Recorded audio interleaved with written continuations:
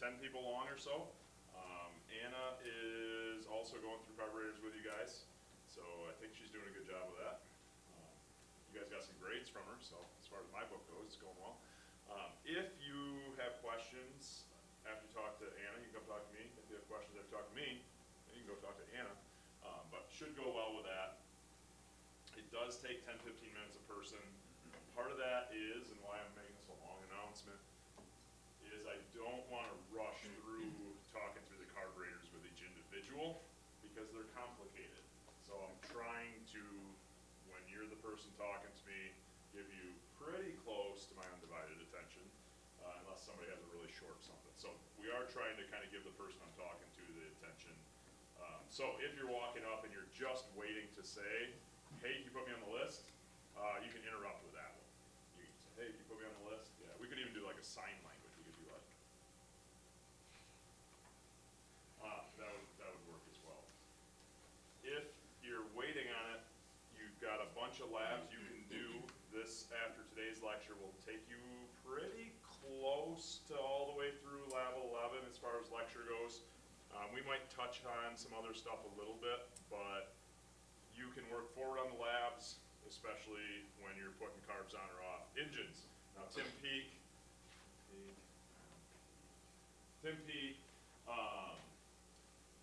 is putting a carb on an engine, and the engine's not on an airframe.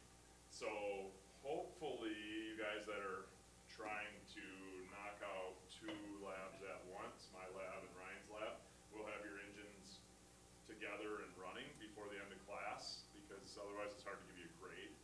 But obviously you'll have it on and running before the end of the school year, because otherwise it's hard to give you a grade. That would be the only reason not to say, well, I'm putting a carburetor on the engine that I'm assembling, can I just use that one? Well, maybe not the only reason. The other reason is it's nice to adjust a couple of them, and if you're putting it on one you just assembled, you go to start up and the thing won't run at all. Now we go, is it because Case messed with the carburetor? Or is it because I got the magnetos timed backwards? It's one more variable.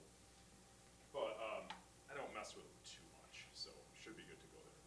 Questions, comments, concerns on that as far as labs and talking to me about the carbs as they come apart go? Okay, one of your questions that I messed up was the throttle arm that spins shouldn't come out. We're going to talk about that a little bit today. Some of the carbs, they're easier to come out than others. Some of the carburetors, in order to get them back in there or get it right, there's actually a threaded, tapered side on it with a bushing in there. And when you take that arm out, you're like literally threading it out. And when you thread it out, the aluminum kind of contracts. When you put it's complicated. That's what this tool is for, which we'll talk a little bit about today. I am not so worried about you putting your carbs back together according to specs, because none of them are going on aircraft, right? They're all pretty mangled. We don't have any gaskets for them, for instance. So I'm not too concerned that if you had one that had the threads that you put it perfectly, it'd be good practice. More, I don't want a bunch of carburetors put back in the box that aren't complete and whole. One of the things we'll talk about today is this fancy tool. This fancy tool is basically a pincher.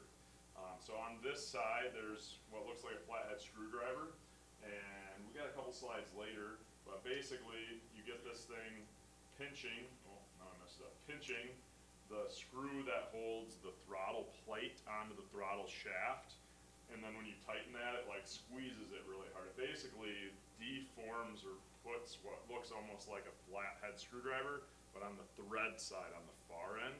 It's a form of locking mechanism, right? We're deforming like the screw in the shaft so that it can't work its way back out. So that's this tool. You'll see it in the manual for the carburetor you're working on if you took the throttle plate off. On an actual carburetor, you'd absolutely be following the instructions, right? And you'd absolutely want to use this unless they have another, what's the word I'm going to use? Recommended, another instructed way of locking those. Some of them have a lock nut or a lock washer on one side with the threads, and they do this on the other side. So be aware of that. There's a lot of vibration going on in carburetors, and we don't want that throttle plate falling off. That would be a problem. So we'll cover that a little bit later, but if I messed up. Next year, I'm gonna put it right in the schedule for lab 1. Don't take your throttle arm off. I think it was on my lecture and I somehow missed it. Idle jet in your carburetor is similar. I don't think anybody actually took it out that talked to me so far. There's that little brass idle jet way down in there. I'll point it out. We'll probably stumble across some today. That doesn't have to come out. They're very difficult to get out without marring up everything. It's nice to get it out if you can, because it's nice to get a good look at it. And if you get the idle jet out, you can see a lot of the passageways that are down in there better. And there's a couple of idle jets in here. Can you hear me okay when I'm talking down like this? I'm loud, right? Yeah. So this is one of the idle jets. They're tiny little dudes. So if you can't get yours out, but you want to see what they look like, we've got them in this tray. I'd recommend everybody kind of paw through here when you get a chance. Similarly, on our, I don't know what to call this thing. This side is your main jet, but it's just the tiny hole is the jet, right? This side is your discharge nozzle. So I don't know if the parts catalog gives this whole thing a name. They might call it the main jet, they might call it the discharge nozzle, it might depend on the brand. But when you're pointing it out, main jet, discharge nozzle, right? When your lab asks you what size jet is supposed to be in that carburetor, hopefully you can find it in the manual. Sometimes the manual will refer you to the, I'm gonna use the word IPC, but more like the parts list manual in there. Some of these don't have a number on them. I think it shows up on one of my slideshows, but I'm actually not 100% positive. If they have numbers on them, they're stamped where you grab them with a wrench. Well, here at SMAT, when we take our carburetors apart every year, Elijah and Zach, sometimes the numbers get wore off.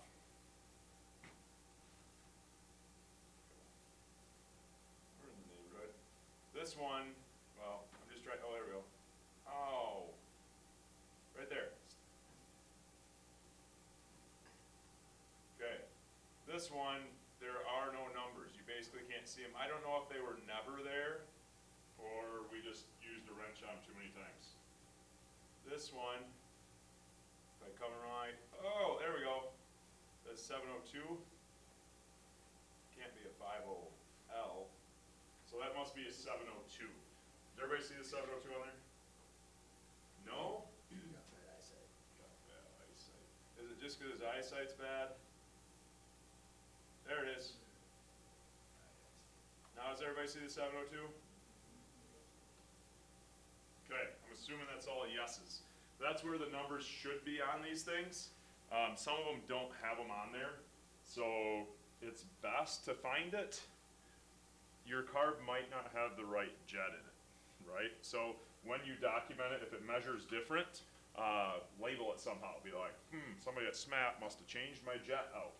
But we want you to get the practice of measuring it. We're gonna cover in the lab today. I feel like I'm gonna cover everything on the PowerPoint before I get there. We're gonna cover in the lab today how to measure those with a drill bit. Don't drill them.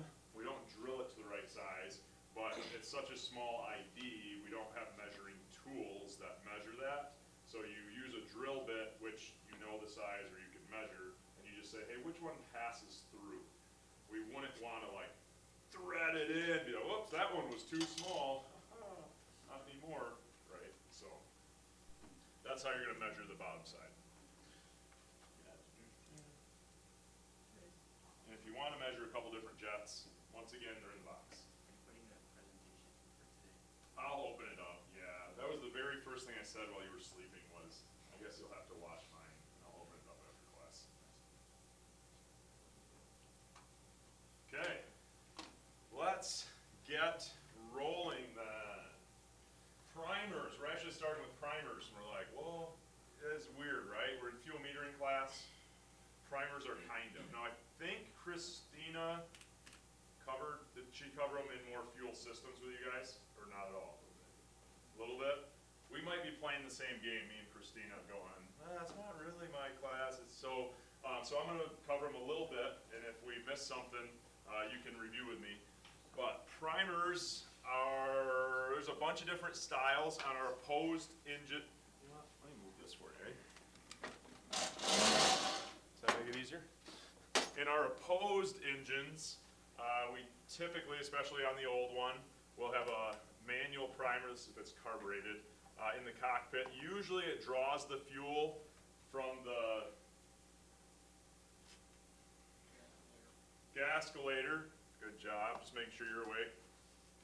Got a lot going through my head today, so I don't remember. From the gascolator and in through the primer into the engine. Now, if you leave the primer in the out position when you're a pilot, so like you're not careful with it, you don't lock it back at the in position, being in the out position will actually allow fuel, I don't know if it's supposed to, but it'll allow fuel to suck from the gascolator through the primer, and it's connected right to the intake on your piston, right?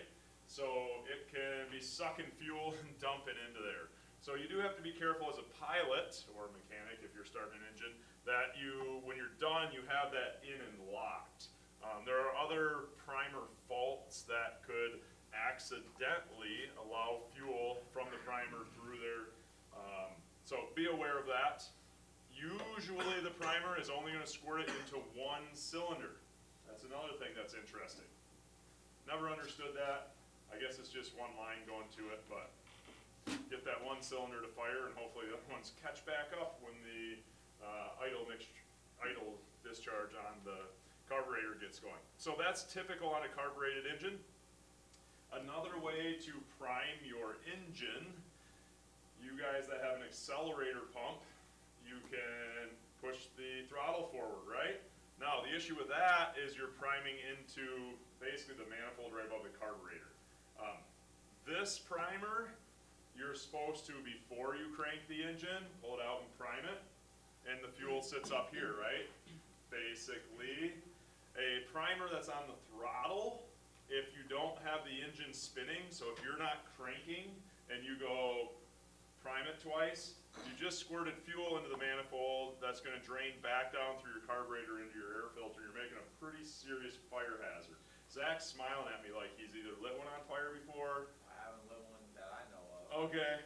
I don't ever use the primer, I just always use it. Oh, that's why he's smiling at me. Yeah. Most POHs and most good flight instructors will tell you, don't use the throttle to prime the engine. Most mechanics that repair a primer will be like, man, those things are a hassle. I don't like working the O-rings. So that comes back to kind of a question of, is it better to use a primer more often to make sure that the O-rings are exercised? Or is it better to don't touch that thing, man, you don't want it to leak? As a mechanic, you should be in the use it more often camp. Because if something's broke, you want to know about it, you want to fix it. But those are kind of two lines of thought. Usually the POH will say, use the primer. But, you know, it depends who you talk to. If you talk to Zach, he'll say, use the throttle. But anyway, so if you're ever going to start an engine using the throttle, you absolutely want to be cranking or on the start button while you're doing it, because you want it to be drawing through. As long as the engine's going around, there's not that much of a fire hazard, right? Because, well, that's what your carburetor does anyway. So it's not like it's a dangerous situation. That's what our carburetor does anyway.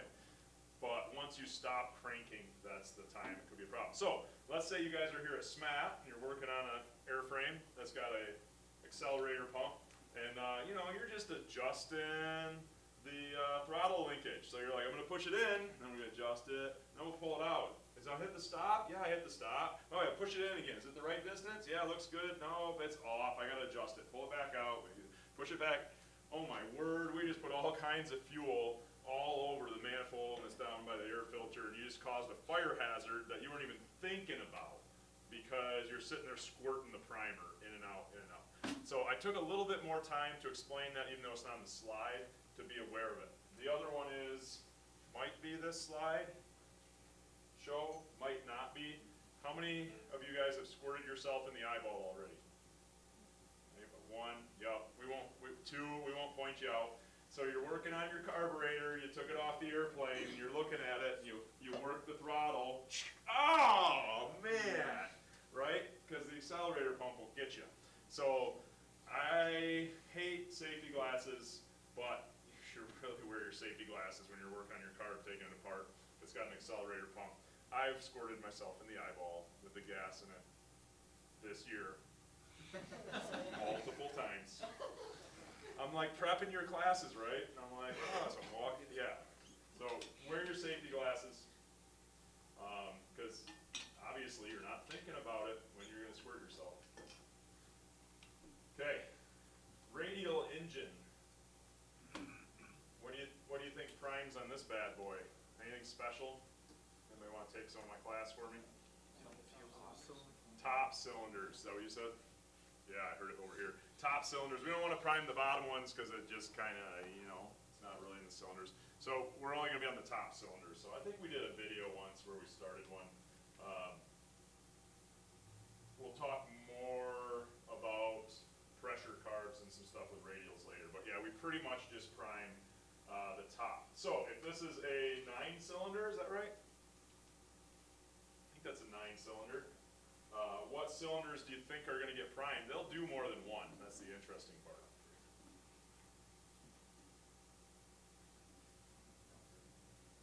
I'll take a hand raise and then we'll all see if we agree or not. John? It's going to be like 1, 3, and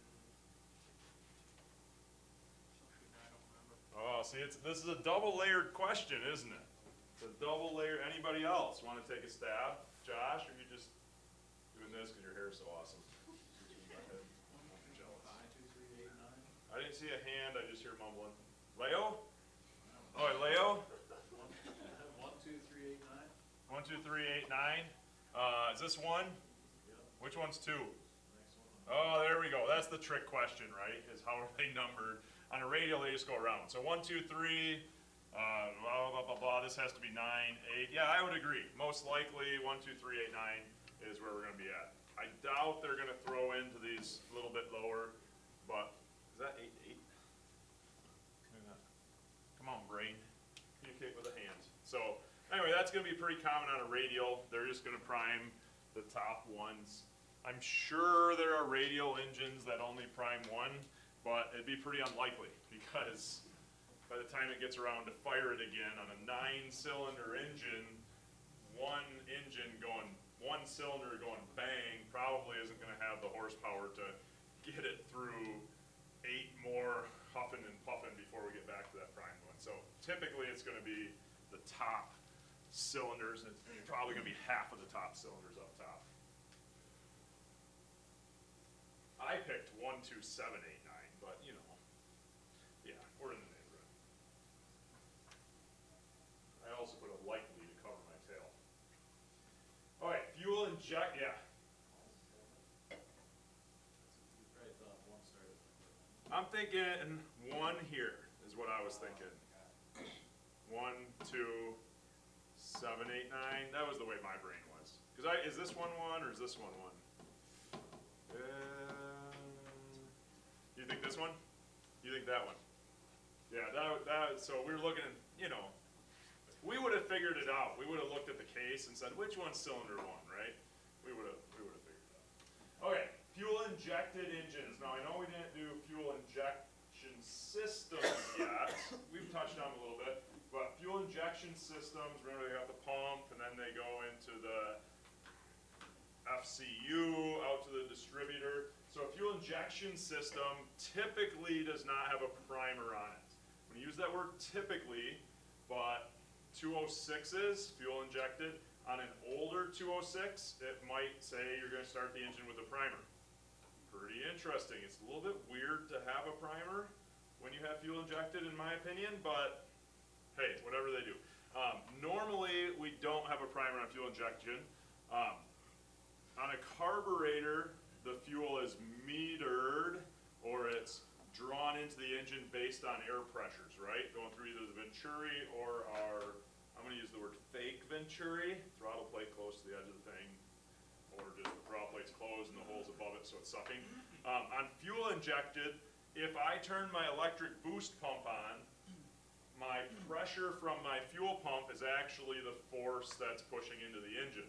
So I don't have to rotate the engine. I can turn my electric boost pump on, I can push my mixture in, and I will have a small amount of fuel going in. If I push the throttle in, I'll have a large amount of fuel going. If I push the throttle all the way in, I'll have lots of fuel dumping into my engine. So on a fuel injected engine, our typical prime is we're going to turn the fuel on, turn the master on, check some stuff. We will leave the throttle about a quarter, half-inch in, and we'll push the mixture in. We'll be watching the, this one. We'll be watching the fuel flow gauge, and pretty typical in the POH is they'll say for 3 or 4 seconds, make sure that your fuel flow is 10 gallons an hour or whatever it is. But basically, you're giving yourself essentially almost like cruise fuel flow for a second, 2 seconds. It takes a second for the fuel pressure to get established because there's air, or maybe the better word would be fuel vapor in the system that has to push through, get up to everything. So that's how we prime it in a fuel injected system. I'm going to save hot starts for after we teach fuel injected systems. The short version of hot start is you leave the mixture out, you turn the pump on. That way we circulate cold fuel from the pump and the tanks through the FCU back to the pump, and it runs that circle. You do that for a couple seconds, and then you over prime it, so you flood the thing on purpose. Flooded is another word for richer than the dickens. Richer than the dickens means I got way too much fuel in. I don't know who the dickens are, but I guess they're the neighbors that had a lot of money when my parents were little or something. I don't know. Does anyone know who the dickens are? They must have been rich. Okay, so you flood the thing, and then you pull the mixture back out. So basically you have flooded your engine, and when we say your engine, the manifold is what you actually flooded, right? It's not necessarily in the cylinders, yeah, it kind of is. You pull the mixture back out. Now that my mixture's back out, if I try to start it, if I'm richer than the dickens, is it gonna start? No. Not very well. But my mixture's out, so I'm not adding any more fuel to it. So I just keep cranking, and I go from crazy rich, and I'm gonna swing through as I'm pumping that air and fuel out, and it's gonna hit the correct mixture for the engine to fire, and when it hits that correct mixture, the engine fires up, and then I slam the mixture in, and it starts running. I forgot to say I leave the fuel pump on during that time. But so that's how we do a hot start on fuel injected. So basically we purposely flood it, and then we turn the mixture off, and we try to start it, and as the mixture gets right, it'll hit the right spot, and we throw the mixture in. Works really great. If you don't do it that way, a lot of times you'll get partial starts. It'll, and it'll shut down, and then you're like, was I rich or was I lean? And then you try it again, oh, I must have been lean. I'm too, and you do like 3 or 4 starts, which isn't good on the starter, it's not good on the oil system, it's not good on anything. So you do that shortened version of a hot start, and it'll start every time the first time. Okay. FP, why is that on this one?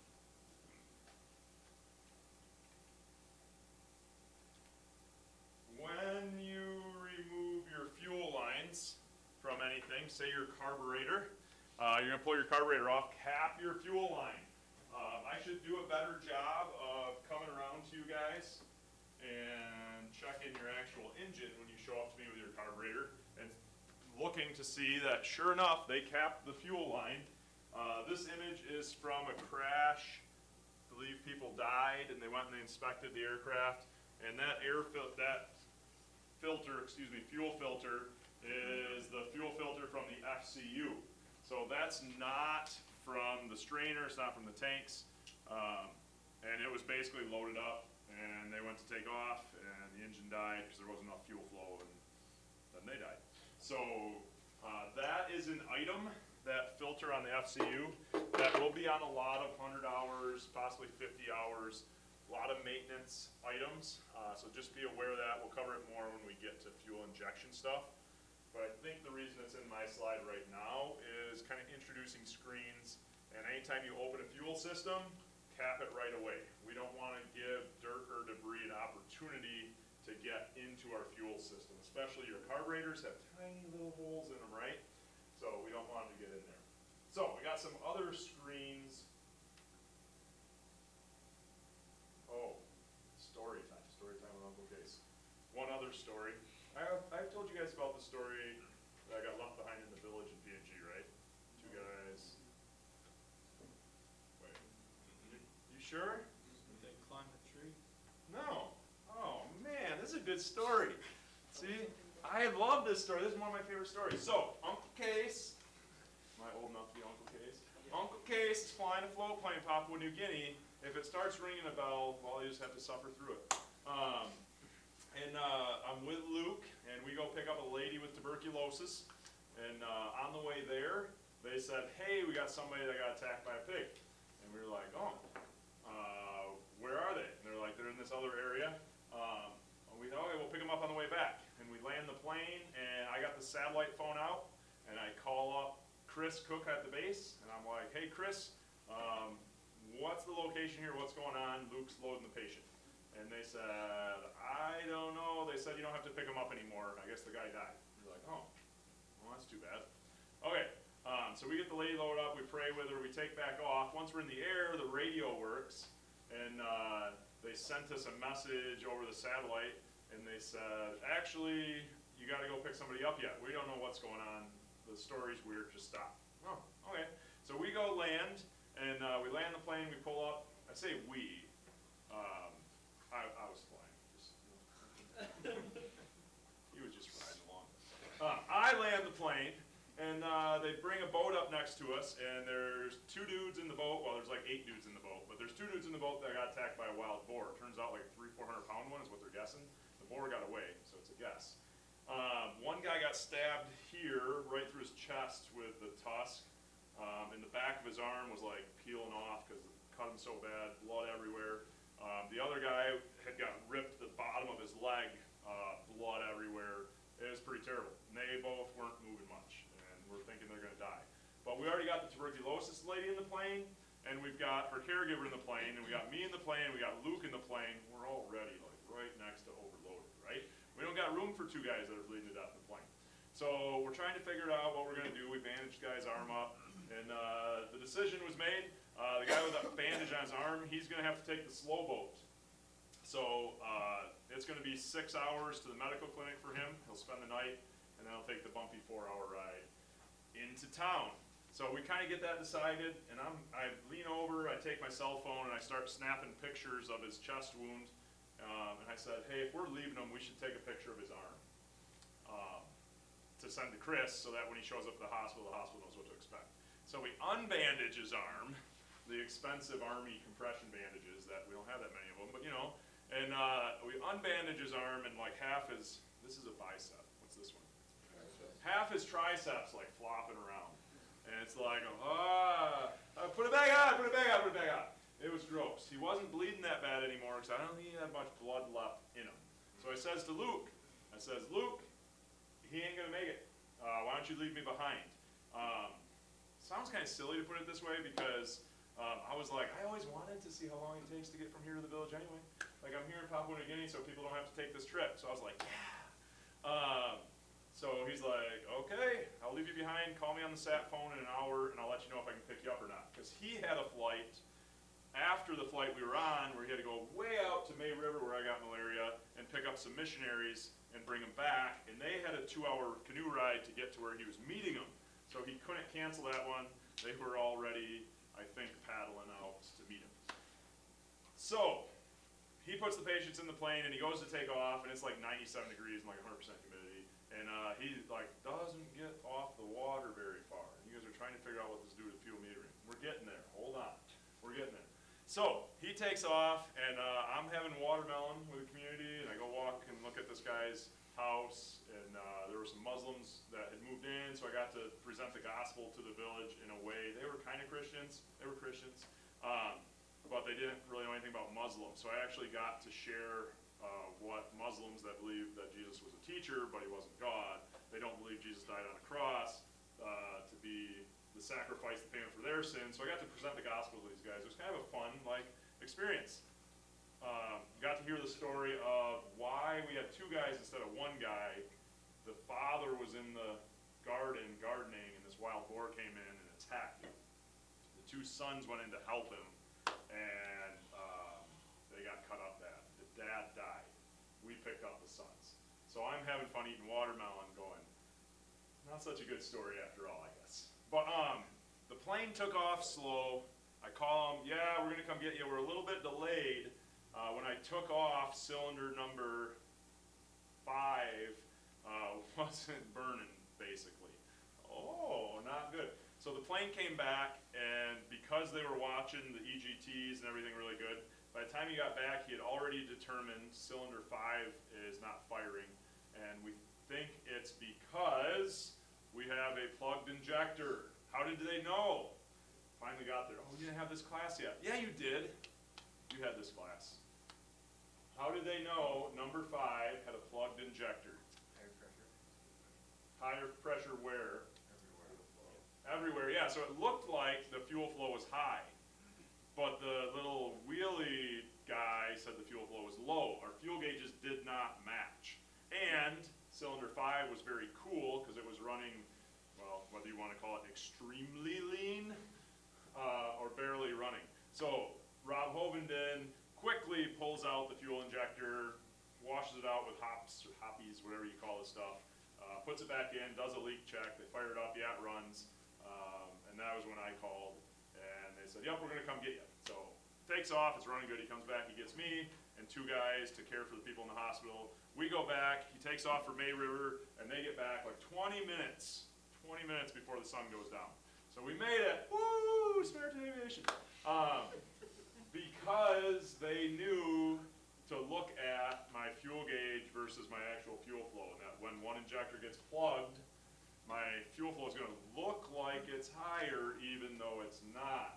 So the real question is, where did the piece of dirt come from? I hadn't worked on the fuel system, so it wasn't me. But anyway, when you're working on the fuel system, cap the lines, because you never know what poor pilot might have to spend the night in the village because he left a little piece of dirt in the injector line. It would have been, I actually talked to him, it would have been a 6-hour boat ride if he wasn't going to get me, motorboat ride. It still sounds kind of fun to me. It would have been a 6-hour motorboat ride down the river. I wasn't sick, so it would have been more like a pleasure cruise. And then it would have been too dangerous to take a car at night, so I would have spent the night at the medical aid outpost, I guess, something like that. And then I would have taken the ambulance the next day. So, story time with Uncle Case. I've got all kinds of them. If you want to go do Culver's for lunch sometime.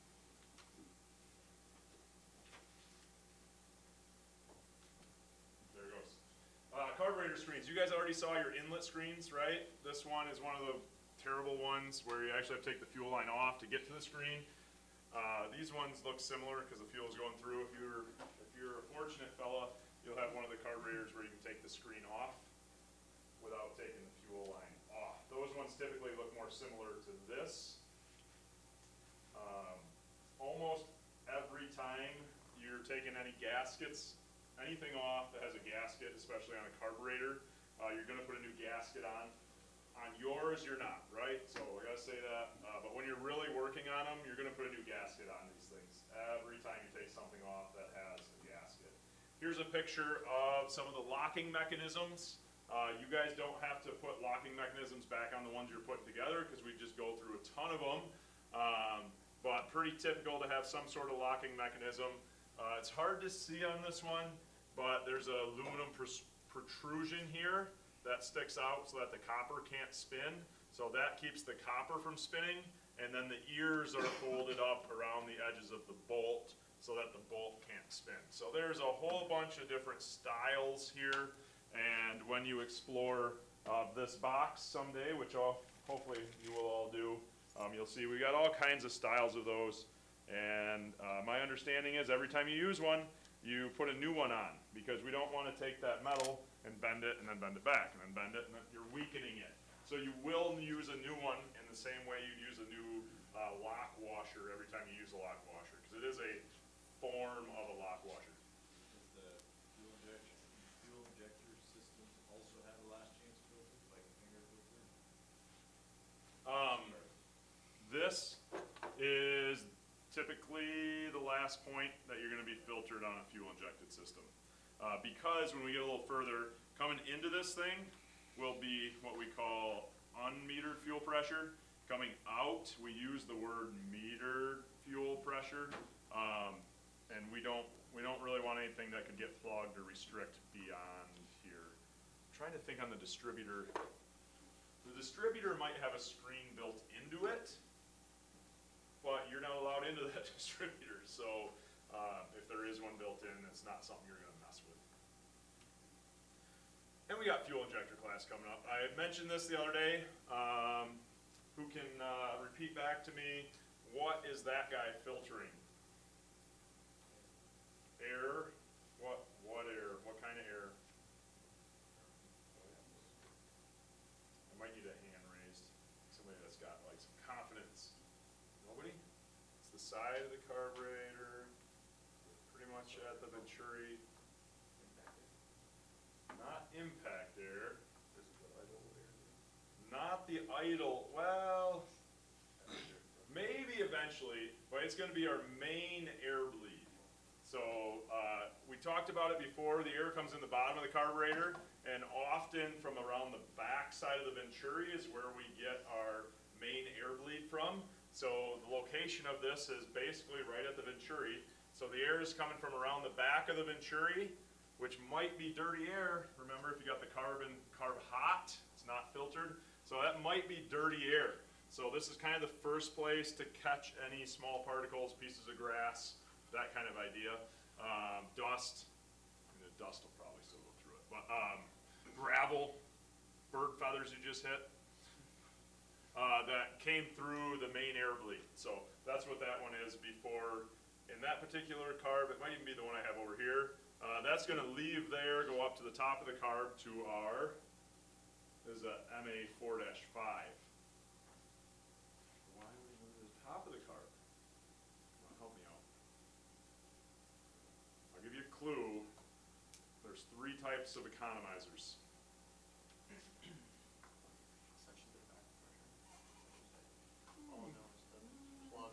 Yes, thank you. The type we don't know the name for. The plugged economizer, plugged air bleed one. So the air bleed comes through the filter, goes up to the top of the carburetor, and if we're not in wide open position, it goes through the valve and then go back down to the air bleed. If you're in wide open throttle, the air would, well, I guess it's not really moving, but the path is through the screen up to the valve that would be closed because we don't want an air bleed when we're at full throttle on that type of carburetor. So that's what that filter does.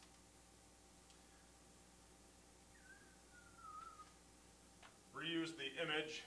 This here is a screen. I know it's hard to tell from where you're at, but when you look at your carburetors, a lot of yours are missing that because every once in a while the instructors tell the students forget to tell the students not to take it out.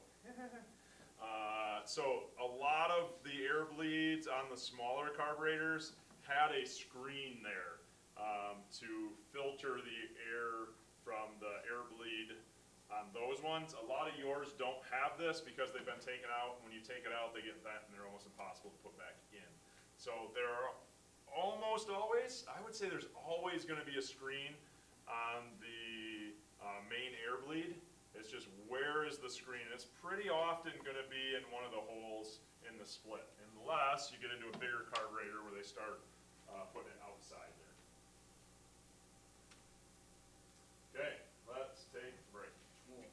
How about 25 after? We'll come back in.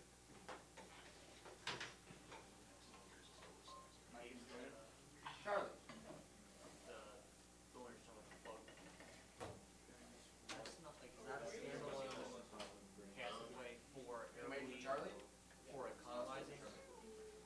That one? No. This one? What you're saying about the 3 type. Yeah, the plugged air. Is air bleed the right word? Bleed? No. We're using the wrong word. No, I think it's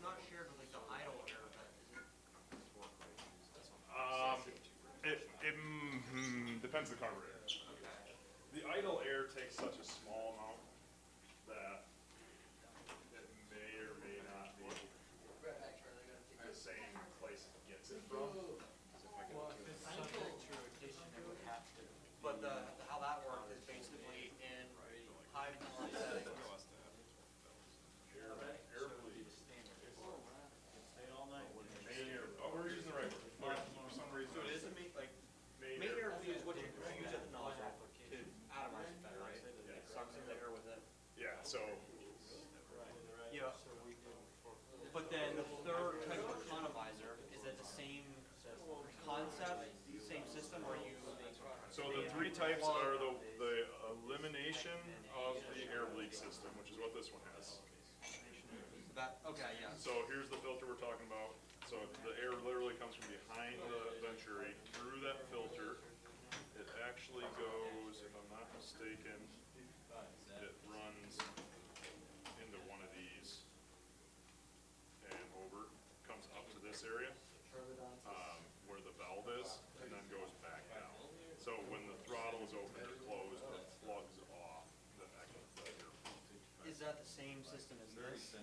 Is it sucking here and at the same time also This going up particular here? one, Like I realize this doesn't show us, so this one's a little bit different where it's, so the three types Yeah. are plugging off my air lead, that's one type. Yeah. There is opening or closing an additional passageway for fuel, so that's No. for fuel, Oh, fuel. Yes, that's a little which is this one. plunger that. Well, not really this one. This one, the accelerator. I can picture, you got your Yeah. two, They're somewhere. Might not be in the slideshow. Yeah, it's in my next one here. We'll pull it up just because we're talking about it. but that's the one where it can be, linked to the throttle or, what's the fancy word? It can be a Built back all up. suction, yeah, hooked up, well, I don't want to use the word back suction. It can be, Aneroid is what I'm looking for, right? yeah, it can be hooked up to a manifold. And not just as if it's high power setting, full throttle. It'll cause it, or you get more fuel.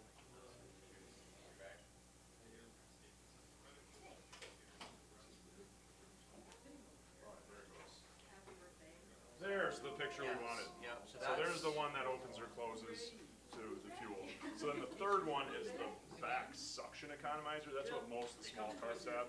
I think I have that That's the one in that, mine. It's got the little disc. so Well, that's I- back suction mixture control.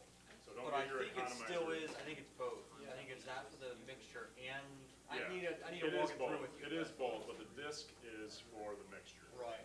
The economizer part, I'm gonna use the word, it's a system, in that when the throttle is partially closed, there's a hole above it that is then vented to the hole.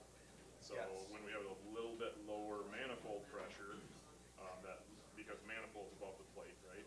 So slightly lower manifold pressure, that slightly lower manifold pressure gets vented or partially vented into the hole. Okay. And that's the back suction economizer. I'm still trying to visualize what's happening when you, the third one we talked about. Bleed air, block off. Is that There's the not a good same, picture because they don't have it. like, is it the same passage, like, so here's this is normal, and you're using that to atomize it better, but for the, Yep, so what they would do is they would, instead of going right here, they route it all the way up through a valve, I don't know how to draw a valve, through a valve, and then back down and connect it. oh, so it's not like it's this and this, it's all one. It's all one, so it comes out, and that's what this has. Comes out the side, goes up to here somehow, I don't. Cause you still need to be taking it from I'm still below taking it the from, venturi.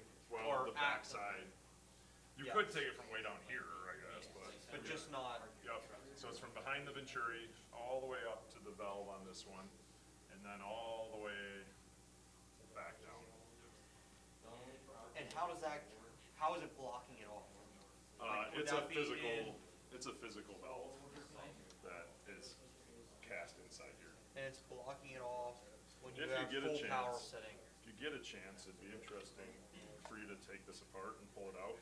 But basically, there's a cam up here that comes over, and it pushes the valve over, that you're actually looking at the valve right there. Okay. So a cam that's hooked up to the throttle pushes on and opens the air valve. So as the throttle moves, maybe you'll see this actually. Is the throttle open? There you go. You would want See how it more pushes that little fuel. thing? Well, it's not fuel, it's air, remember, for the. Well, I'm thinking the last bleed. part of it, like you'd block off air so you get a higher fuel Correct, pressure. yeah, Okay. yep. So what it actually does is it setting, that is blocking off. You can kind Yes, of okay. imagine the air is Yep. coming through. Okay. If you look really, really close at this one, that's not really. If you look really, really close, there's a hole right there in the side. So the air is actually coming through here, trying to get through this hole, Yep. to get to this hole in the side. And when we go full throttle, basically we plug off the center hole, Yes. and now the air can't get through there, so we don't have any bleed air. And the same, just like the economizer in cruise. So in You have- cruise, it You would be starting to opens open it it, up. so you have a lower, a leaner mixture. exactly. Yep. Cool, yeah, thank you. Yeah, I had a hard time last year because I taught this, kind of. But I had students that, it's not in the FAA textbook, Hard to and they thought I made it up. visualize that. I'm like, not making this stuff up, it's right here. For the maturity sizes? Yeah. Millimeters? Or do you want that?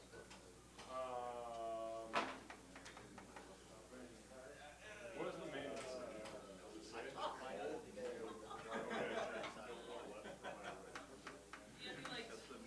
Normally they're sized in millimeters. They're typically sized in millimeters. It's a little bit. Maybe that one will like, It'll overpower. yeah, it'll overpower the, Which one's main, which one's primary? you just keep turning around in a circle and then it's like, Last year, I might have to look up which. I think if I remember right, car people say it backwards of airplane people.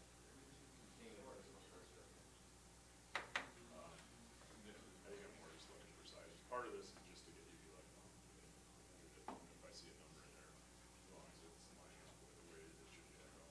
Yeah, he must have been the person where. Yeah, so I'm not so worried about, no, it's 16.8. I'm not, that's not what I'm more of this is to get the experience physically. It'll give away every 45 minutes. What? Every 45 minutes. Oh, is that how they're doing it? Hey, I like the idea of getting going, getting out of here. Get out there. Oh, we'll see where we're at with time. Over on the way. We're both PIC. Flight instructor. I know the lady. Beth? Yeah. I go up there all the time. Yeah, she's the pilot. Whoa, it's time already. I didn't get time to do my stuff. No break for me. Hey, that's an extra break then, you go do it. Okay, go ahead, you can take a break. We're not gonna be mad. I gotta give you what you're paying for. Plus some. Almost 13. Good to breathe. I'm not a physical trainer, but your muscles can't work if they don't have the oxygen. Looking good here. Airway. They're not gonna air bleed in that one. Face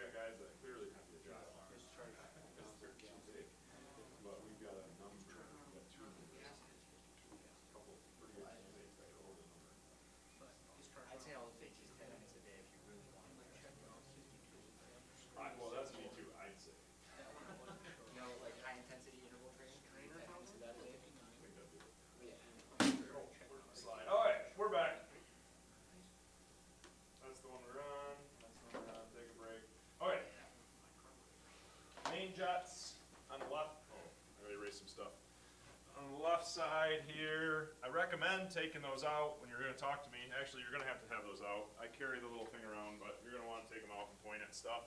There's a whole bunch of different styles of those. Some of them have holes in the end, some of them don't have holes in the end. The jet is the small hole in the bottom. Whoa, that one almost got me.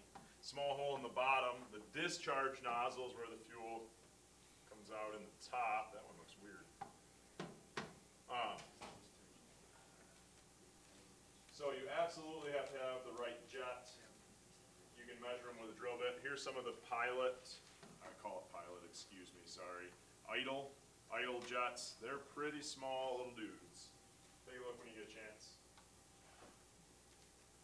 What are those on the left side? Are those the plungers? Plungers. For the accelerator pump? Yeah, you're right. Yep, accelerator pump plungers. If you don't have an accelerator pump on your car, find a buddy that does, or take another carb apart so you get a good look at it. Most of the carbs that have an accelerator pump in them are gonna have the little nozzle that it squirts out. So that's a pretty good picture there. And why you wanna use safety glasses is the fuel will come squirting out of that thing when you go to full throttle. That was quick with tire. I took a couple tries. Alright, so here's looking down in one. This one actually has it kind of cast in, but there's the accelerator nozzle. Here, that's a kind of different looking nozzle. That's kind of fun. The end of it's not open, but there's a ton of holes drilled around the side of the discharge nozzle there. So on our accelerator pumps, just like in the hydraulic world, we need to have two check valves, right? So when we suck it out to draw fuel into the cylinder, we'll call it, it's usually going to come from the bottom of the bowl. It's usually going to go through a filter in the bottom of the bowl. A lot of times, this one doesn't have one, a lot of times the filter hangs off the bottom of the carburetor. And there will be a check valve in the very bottom. I'm not going to say it. I'm either 80 or 90% sure that's this one you're looking at. And the idea is so that when you go to draw fuel into that cylinder, we want to draw it from the bowl, not from the discharge. So basically, it'll close the discharge check valve, and the check valve that goes to the bottom of the bowl will open up. And then when you push the fuel out, see, I actually have that backwards. When you push the fuel out, the other check valve to the nozzle will open, and the one to the bowl will close, because we obviously wouldn't want to just push the fuel right back into the bowl. So there's usually two check valves. If you have one, kind of look at them, find them, figure out which is which. The one check valve is built in typically to a brass piece that's screwed into the bottom side of the carburetor. And if you don't have one of those, find a buddy that has one and explore it.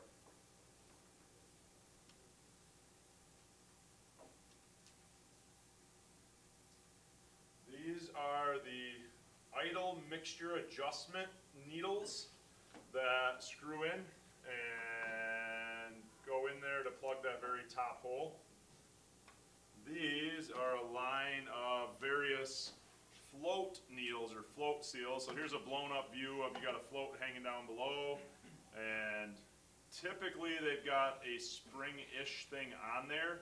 The purpose of that is basically just to hold stuff together, and when the float falls down, if it doesn't have that spring on there, the float might be stuck up in the opening. So the fuel is trying to come from here and get down through, but our rubber piece is sealing on the bottom. Every once in a while, you'll find one of these needles where the needle is solid metal, and there is an O-ring around the seat side. That's pretty rare, but they do exist. So it's nice to be aware of what you got. The tiniest little bit of debris in there can cause fuel to leak through even though the float is in the up position. So usually if you have fuel leaking through, you're going to exercise it a little bit and see if it was the tiniest little bit of debris before you pull the whole carburetor off. Because if it's just the tiniest little bit of debris on there, and you get it all the way open, it'll fix itself. So do an engine run, smack it with the back of your hand. But that's kind of a blown up view of what the float needle valve is. Question? I'm assuming if you have that happening, you're gonna end up running overly rich, because it's just flooding that hole.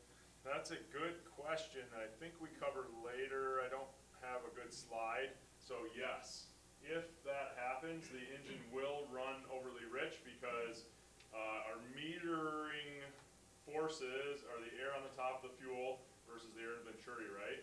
And the higher our fuel level is in the float, that means that it's already closer and closer up to the top of that discharge nozzle. So you are correct, it would run rich if it's either A, set incorrectly, maybe the valve is just set incorrectly, or if it's continuously leaking through, you can run rich. So yeah, you're correct on both accounts. Does this one show, while you're on the topic, you got me going? It does. Right here, what they're trying to show is there's a washer that's going around that thing, right?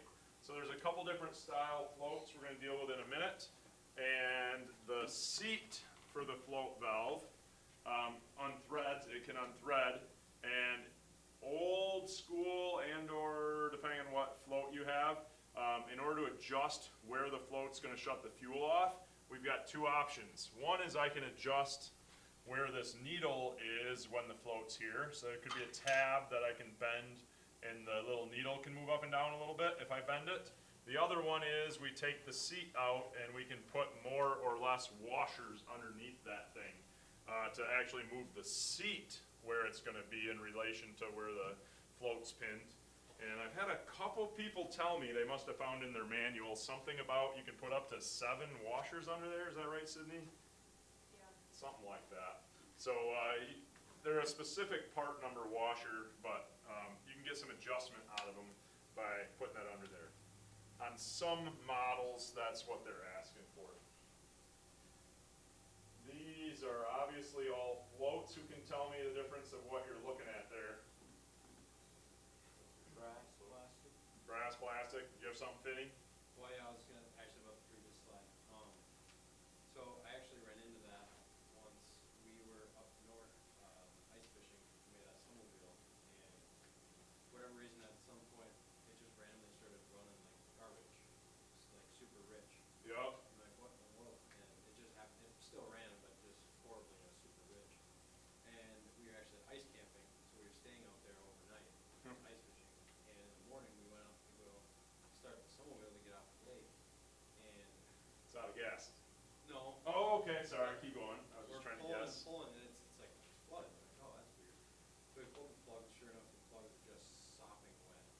So then we're like, oh, well, let's clean them off, rub them off good, get them dry, put them back in, pull them back out, same deal, they're sopping wet again. So like, all right, there must be a lot of fuel in here. So we left them out and just pulled it over, and the fuel goes, and so the whole night, there's something stuck in the needle, and it was leaking through into the case all night long, and the case was full of fuel. That's flooded. Yeah, most of our carburetors, when you're pulling it apart, typically there's gonna be a hole if the fuel gets too high that'll drain it out of the carburetor so that it doesn't overflow elsewhere. Most of the time snowmobiles have that too, but sometimes the little hose gets plugged up. But yeah, other than that, it's pretty hard to tell. That's why in a lab, or a not lab, an optional lab, we have that test bench set up, but that's a couple slides out. All right, so they are brass. This is the oldest school. It's kind of a soldered together halves. There was an issue where multiple problems, but they started rubbing on the side of the carburetors, and they were rubbing holes in the side, and then they'd sink. And if the float sinks, oh, that's not good, because basically it thinks there's no fuel in there when there's fuel in there, so it keeps filling. Finney's situation, we're running really rich and it's not working. I don't think they really had a corrosion problem. It was my understanding is they would get rubbing on the edge and they would sink. So they switched up and they went to, I hesitate to use the word foam, there's a technical word for it, and kind of worked, but whatever, that's why I hesitate to use the word foam, it started getting saturated, and they'd get saturated with fuel and start sinking, and they were like, well, that's just as bad as the brass ones. So that was a problem. So they switched it again. So you go from brass to, I think it was black, and you may even see some occasional off-color ones. There are some that are made out of like a composite material. It's almost like a fiberglassy stuff. But ultimately, eventually, we went to these blue ones. So if you are ever working on an aircraft with a carburetor in it, if it does not have a blue float inside it, stop and do some research. There were, I think it was ADs on some, service bulletins on others. They wanted you to change them out with a blue one. Now, some of them were, is service bulletin the right word? They were recommendations, and a lot of our aircraft that have carburetors aren't being used for flight instructions, so they fit under just Part 91 instead of Part 135, if I have my numbers correctly. So some of them you had to legally do, other ones you didn't. But just be aware, blue is good. That's kind of the newest iteration. And if it's not blue on an actual functioning carburetor, you might want to stop and say, hey, I don't know if I have the right one. I've got one in my office. I'm going to put a note on here. I'll grab it at break, and we'll leave it on the table later. It's got the instructions on it for replacing and also adjusting it. And it's interesting because there is the tab you can bend.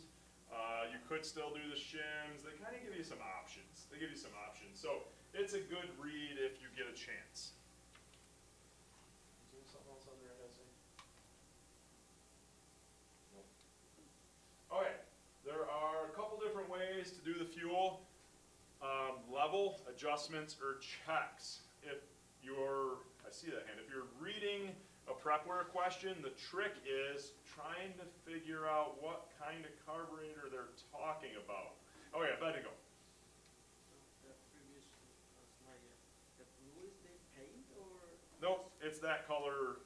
I don't want to use the word foam, but it's that color foam material stuff. It's an expensive epoxy foamish stuff. I think they call it high density blah blah blah blah. If you look close, it's foam. I don't know how you technically get to foam, but maybe because they sell them for like $400, they don't want to call it foam. We bought one. Why I have it in the office for the 182 we used to have at SMAT. I think Ryan was involved with, they bought it, we're gonna change the float, and he's like, and if I understand the story right, he did the old, it's probably just a piece of sand in it. Cleared out. So now I have it in my office, like a $400 float that somebody was gonna change because it's just a piece of crud in the needle. That's my understanding to it. Alright, so back to your floats. There's a couple different ways to do it. The most common way is actually going to be this way because it's easy and it makes sense. So even if it's on the airplane, you can do that. You typically will remove the drain plug. Obviously, shut the fuel off to the aircraft before you do that, right? Otherwise, however fast the fuel can come through that little needle valve, you're going to face full of fuel. So you're going to drain the fuel. You're going to hook up a hose, something like that. We have them out by the test stand. I got them sitting in the top of it. And basically then you're gonna put fuel to the carburetor and it'll fill up, and where it gets high enough, it'll stop. Now what's interesting with these floats is, how would I put that? So as it's coming up, you get a very weak stop at one point, right? Because it's like, yeah, I'm sealed. If it doesn't perfectly seal it, it gets a little deeper, and it's pushing harder and harder. So there's a couple different instructions on leaving it sit for a long time, or jiggling it, or whatever. And that's one of the reasons, if you read through the box with the blue float, it's kind of a good read. But, so one way is just that hose, and you're gonna see where the fuel level ends up being. You almost always, I want to use the word always, but I'm going to throw the word almost in just because an oddball. But you're going to measure from where the carburetor splits. There's a prepware question about that. You're measuring from that parting point on the carburetor, both if you're doing this style or if you're doing a different style. But so you hook the hose up. You can hook a 10-foot hose up if you want. Doesn't really matter, right? Because it's going to end up level. And you're going to measure from the parting surface to where your fuel's at and adjust it from there. So I would recommend when you get done with your labs, or if you're waiting for me, hook up a different one and at least see where the fuel stops at. On our device, we use mineral spirits, preferably clean. So just put clean mineral spirits in the can up top, hook it up to one of the carburetors, and do the test. The carburetor you use will be specific about, often they'll be specific about how high that can has to be above the carburetor. Some of them will tell you a certain, I hesitate to use the word PSI because it might be in inches or something, but there's a certain amount of pressure that is pushing down on this needle, right, for the fuel trying to get in there. So they want the can to basically be high enough that you're simulating an exact pressure. So the height is very specific if you're doing the official test and the official setup. Is you get it a certain amount above the carburetor. I want to say 2 foot is what most of them say to get it set up as, 2 foot above the carburetor.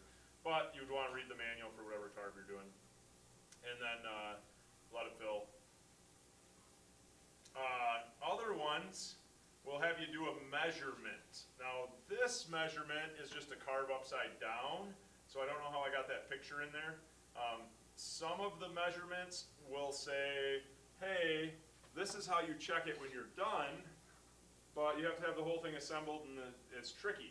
So if I'm putting a new float in, how do I know where to set it in the first place? So a lot of the instructions will say, you flip the carb upside down, that means the float, the weight of gravity is kind of pushing it down and it's closing the valve, and they'll give you a certain distance that the float should be above the parting point. I believe that's my next picture. This is a screenshot. There, you don't even need my instructions. I took a picture of the paperwork that comes with the blue one. And there's a specific size drill bit that, if set up properly, should just barely fit under the tip. So you could say we're going to measure 13/64 with a caliper, but you know, they're like, just use a drill bit. Then you know. Notice they have the gasket on there. Interesting part with that, anytime you take a carb apart, you're going to do a new gasket. Gaskets crush a little bit, so be careful. But they're going to say get it set up that way. And notice they're explaining to you how to bend the tab. If you read the whole thing over, they'll allow you to bend it a certain distance. I might not have it on this picture. Here we are. Do not bend tab more than 30 thousandths above or below the float frame. So if you can't get it by bending it 30 thousandths up or down, you're back to putting shims under the seat again. So that's where they'll give you kind of both. So interesting picture to get an idea. Here are the shims that go under it. There's the seat. I don't see any rubber on that one, which means it must be one of the O-ring styles. And this is just kind of a picture to give you a really good look of, you got the hinge, you got the valve in there, and I've got it pulled away. So just trying to give you some good views so you see what I'm talking about on these.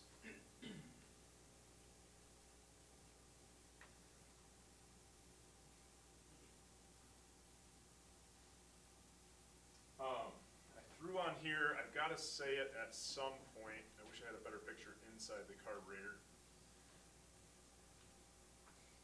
We'll go with this one. So, some carburetors, I don't know if you guys have the style, but the float actually lives in the bottom of the carburetor instead of the top of the carburetor. This one. So, some of them, when the float lives in the bottom of the carburetor instead of the top of the carburetor, there's smaller versions that have this too, but they'll actually have you set the float with the top of the carburetor off, and they'll have you take a ruler, measuring device. What do we call a little measuring device? machinist scale. That's what I was going for. Rulers are huge. They'll have you take a machinist scale and they'll have you measure how deep the fuel is in the bowl of your carburetor. So that's kind of cool, right? They'll have you measure, it's actually not how deep it is. They're still having you measure the distance from where the fuel is to where this parting point is. And the prepware question says, where should you measure it? What they don't want you to do is if we were to turn this thing sideways, and we'll put a float in there just for the fun of it. They don't want you to put your ruler right at the edge of the carburetor because surface tension will be, if I draw my carburetor again with my bowl, and there's your ruler, here's our level. Surface tension will be kind of pulling up the level on the side of the carburetor. So if you measure how high the fuel is over here, you're gonna get a different number than how high the fuel is here. So you don't wanna be on the edge of the carburetor with your machinist scale. You wanna be in the middle of the bowl with your machinist scale. And that's what that one prepware question talks about when it says, where should you measure? It's like, okay, measure it in the middle of the bowl. So I wanna make sure you're all clear. Couple different ways to do it. Are you gonna measure on the edge or the middle of the bowl on this one? No, we got a hose, right? That question would be irrelevant for this carburetor. So make sure you're got in your head and you're understanding. If I'm using a machinist scale, it's when I'm physically dipping it in the carburetor because the float's on the bottom side to measure it. If you're hooking up a hose to the outside, you're doing a different style of measuring. So there's two different ways to do it. Make sure you got that clear. You don't let the confusion confuse you. Okay. Getting close. Let me double check something real quick.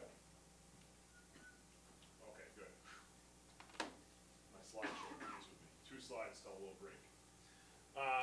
Side of a car. Did you realize I like this card? I try to get this one in there anytime I can. It's mostly because last year's students think I made up the economizer that shuts off the air bleed. It was a whole thing.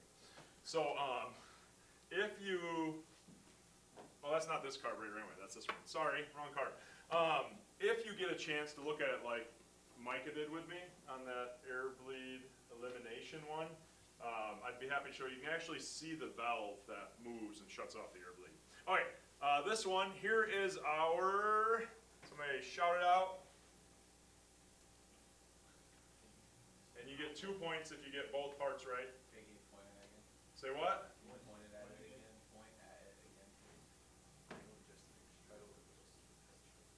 Idle mixture adjustment. Yep, so it's 2 things, right? It's idle mixture. So it's our idle mixture adjustment on here. I got lean, I got rich. So that's kind of, you could say the needle that's gonna go in and out. It doesn't go very far. It's a little bit different style on there, right? Because you're not going around 10 times. But so that one is a little bit different style. I believe this one is actually playing some funky games with some back suction stuff. Not 100% sure, but I believe that's what that guy's doing. So it's a little interesting. So if you have a carb that has one like that, when I come talk to you, make sure you understand how the idle mixture is adjusted. And you don't just go with what everybody else is in their class is. Here is our throttle shaft, throttle arm. You can see the adjustment here for our idle RPM adjustment. So just giving you a little different view at a couple of those. I'll start drawing names. You guys aren't, I mean, you're doing okay, but I get it. It's Friday. What is this hole? What? Thank you. Oh, bless you. I go to draw names, and you can't even wait till I get the name out. What is it, Brian? Carb heat. Carb heat, yeah, that's right. Our carb heat's gonna go into here. So the hot from our shroud around our muffler usually. So typically we got our air filter coming in, clean air into the bottom of our carburetor. But if we go to hot carb heat, that means that this little shaft here is gonna have a plate on it. That's either, oh, marker's gone. That plate is either gonna be in this position, which would be carb heat cold, we got cold air that comes in and goes up. Or when we work the carb heat, it'll switch it to this position, which if the air is trying to come in, it can't go through anymore. So now the air comes through here. That's carb heat hot, because we have hot air coming in our carburetor. So I just snapped a picture of those to give you a good view. Very tricky sometimes to get to the screws and the bolts on the bottom of there. Sorry, wish I could do something to make it easier, but some of you guys changing your carbs, it's just hard to do. Hard to get those on, get them safetied. There's nothing like a little good practice. All right. I think we should take a break. You guys want 12 minutes or 7 if you're going? 12. 12 it is. If you think it's too long, come talk about carburetors with me. But I'm going to take at least a 5-minute break before I talk to you.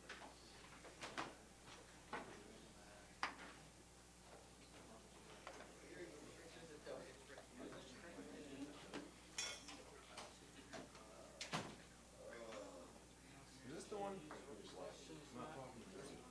this the one you have? This looks pretty close. Real close. I think that's what I have. Cut away. No, it's. Are you on one? Yeah. Hang on, let me see it. It's real close to what I have. Josh's knives were real close. That's what I was calling. Oh, it's not exactly what we have. So you have to read through the whole thing. Yeah, I just. Oh, there's no 36 in it. Yep, this is the one. So, It wasn't running beats. the only one I'm missing is number 36, and I swear this is 36. And that's the spring. Sorry. Here, and spring. Throttle adjusting screw and spring. That's number 36. Look at this, dude. Am I going crazy or is there no 36? Count 'em? That doesn't look like it. I don't know. Count 'em. Count how many. Well, there aren't 43 numbers. It's just. I mean, like, options though. You're on one? Yeah.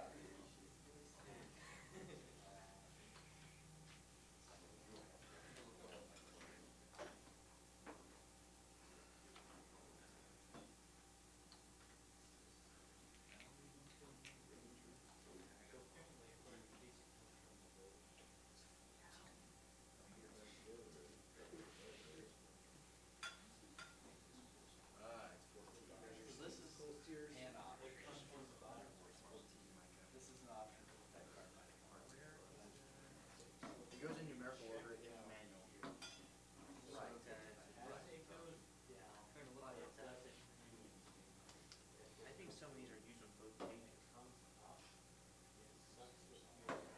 14 Where?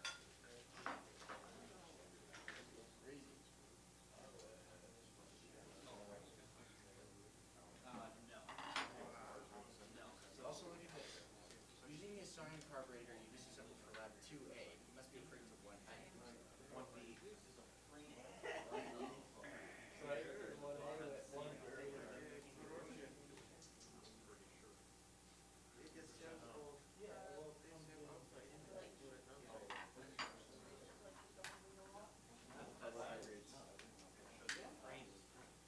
I have no idea. I understand how pushes down on that.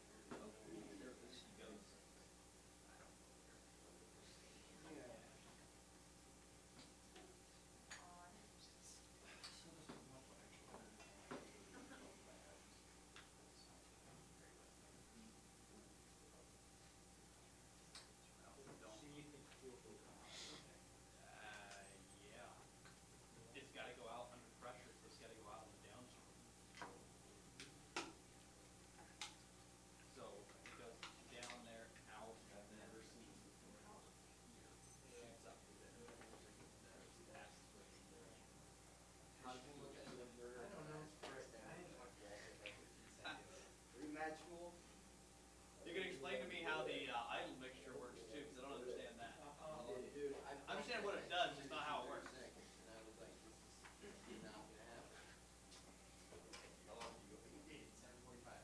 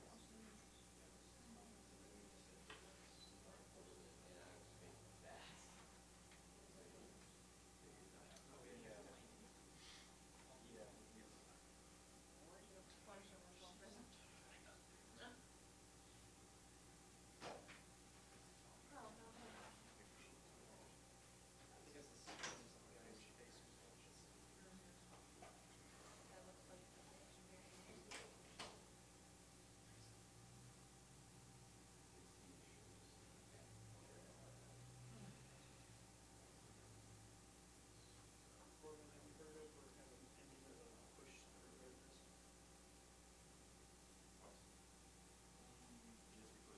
Yeah, those are Used the old school impact one, when you pulled against it, hit it with a hammer. Oh, yeah. My grandpa had it, so the push side was long. They're weird. I don't like them. No? Is it like, do they To kind be of? fair, the ones he had, I think were pretty cheap, so they'd bind up. Oh, see, my thing would be I've like. never used one that were like really well. Yeah. I'm curious if it like, does it have the potential of slipping and then you just round out the screw? Or because you're pushing it in, it should like. I think if you're pushing in, you should be okay.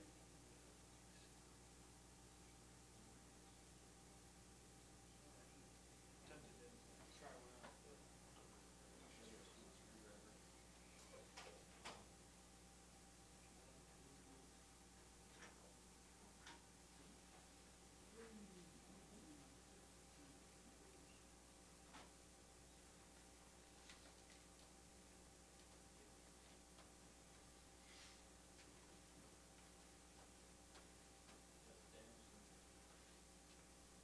So this, it's the same idea.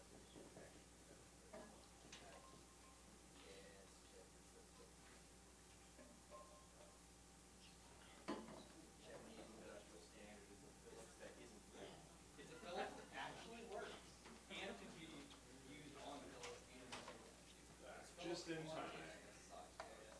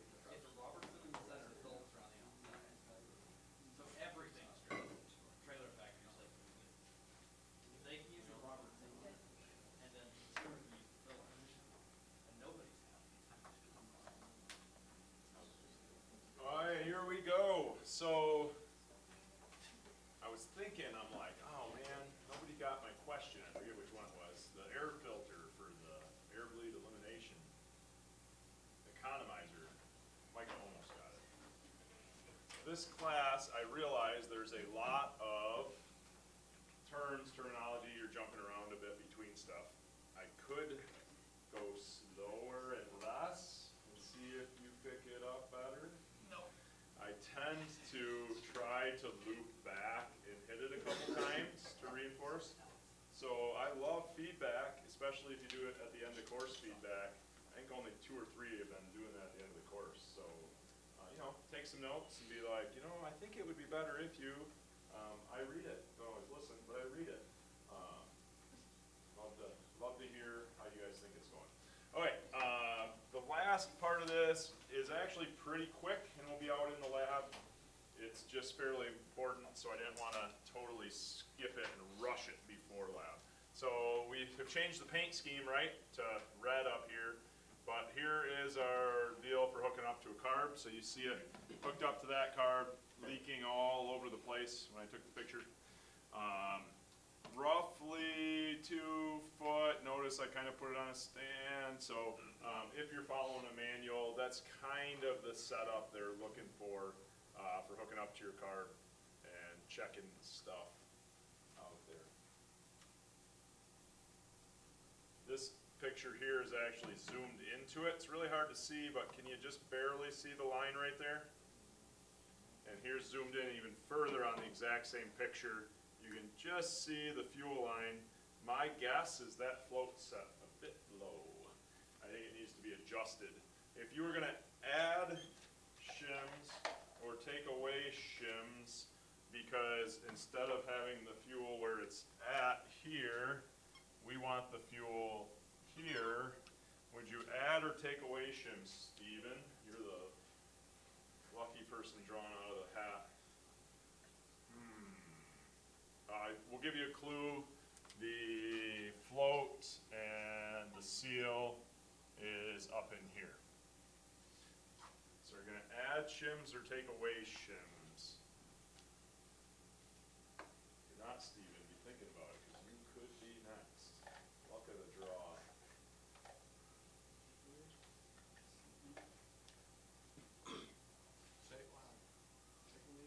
Take away shims? Yeah, that's correct, because we know the float is going to stay in the same relative position down here, right? So we've got, whoop, I should have drawn that lower. There. Our float is floating in there. Kind of drew funny, but you get the idea. And it's got the valve that's going up in to essentially seal off. So if we want the level to be higher, we need the seat to be higher, which means we want to remove any shims that they have in there. So good job, Steven. That should be an exam question. I might add that. I don't think it's on there right now, but at least it's not pictorially. It might be in there as a prep word question. That's a good one. Careful. Might squirt yourself in the eye. Okay, there are special tools for this. I probably should have introduced on day 1. Sorry. Pretty hard to get these out. That one, what is that one? I think that's actually a float seat, just like what's normally on top of a carburetor. It's just one of these big carburetors. This one is a float seat. Some of the jets will look similar. It's hard to get those out. If you just take a screwdriver in there and try to twist it, you're going to break stuff. It's not going to work right. So the special tools look like this that you're supposed to use. It's got a little center thing that would go into that hole, and now it's going to stay centered and it takes it out nice and easy. So we have a box with a whole bunch of varieties of them. Use them because they're in here. Well, we used to. Somebody take all my tools and not return them? Somebody, Zach. Is he hiding under the table? Where'd he go?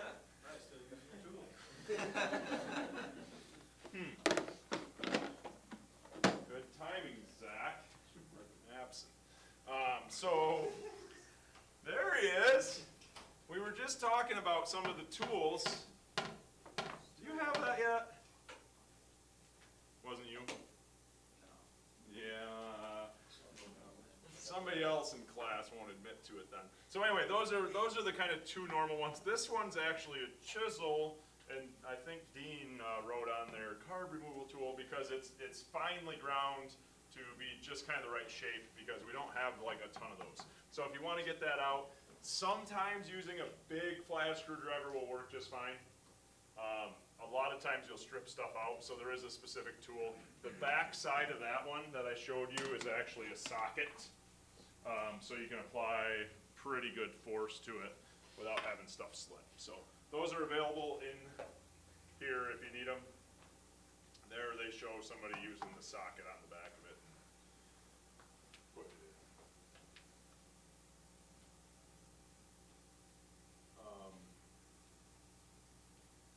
Just a couple more images to kind of look at. So our mixture control coming down in. If I haven't talked to you personally on your carb, or if Anna doesn't have this, we kind of share it. This is one of our cutaways we have. It shows a really good job of just the float area down to the mixture valve that turns it on and off.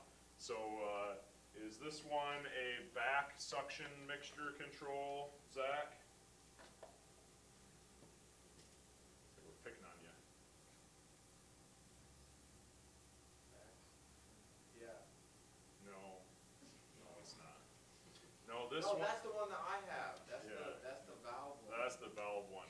So it is a You tried to valve. trick me yesterday, and I got it right, but today I saw it. So it shows really good. That is the valve, and then right there is our main metering jet. And the fuel can go inside the tube there. It shows a good picture of this area is going to be just kind of wet with fuel, and that's where the fuel that would go up through the idle jet, the brass parts of the jet, to the idle discharge would be. I screenshot this one in on the side of it just so you can see even better. So basically our fuel would come into the bowl, through the mixture control, through the jet, out the hole, up through the idle jet, out to your carburetor. And then this top section is the air bleed. So on this particular carb, our air bleed would come down through here, surround that area, and it'd be able to go through those holes to emulsify